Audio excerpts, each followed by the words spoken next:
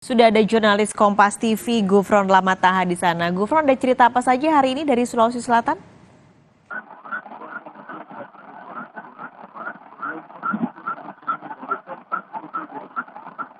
TV Biro Makassar untuk edisi Cerita Nusantara kali ini. Langsung saja kita ke informasi yang pertama.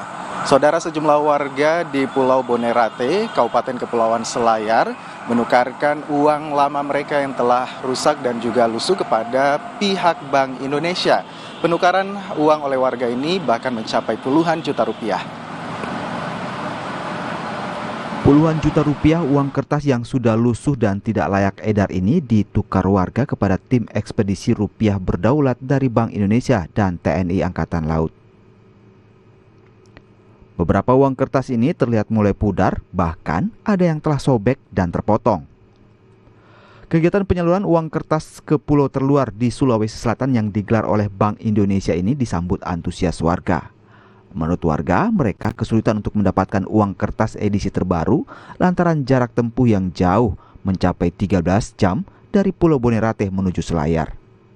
Saya menukar uang rupiah dari uang yang edaran lama kemarin dengan pada uang yang pecahan 100.000, 20.000, 10.000 rupiah yang keluaran tahun 2022. Yang 2022. Iya. Bapak tadi menukar berapa uang, Pak? Ada 47.375.000 rupiah. Kondisi uangnya bagaimana, Pak? Ya, kondisi uang khususnya di Pasir Marano itu, kalau khususnya uang yang seperti yang pecahan 1.000-an, 2.000-an, yang 5.000-an, biasanya kusut karena di perawatan uangnya kurang terlalu di anak-anak. Gitu. Memang masyarakat di sini sudah menantikan itu, karena banyaknya uang lama yang sudah ada yang robek, malah sudah ada yang sudah laku. Jadi betul-betul masyarakat sangat setuju dengan adanya BI Kecamatan Pasir Marano itu suatu kegiatan dalam rangka penukaran uang.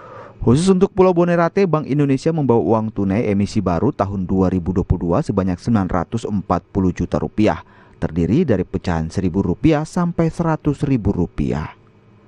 Inilah Rustam, Kompas TV.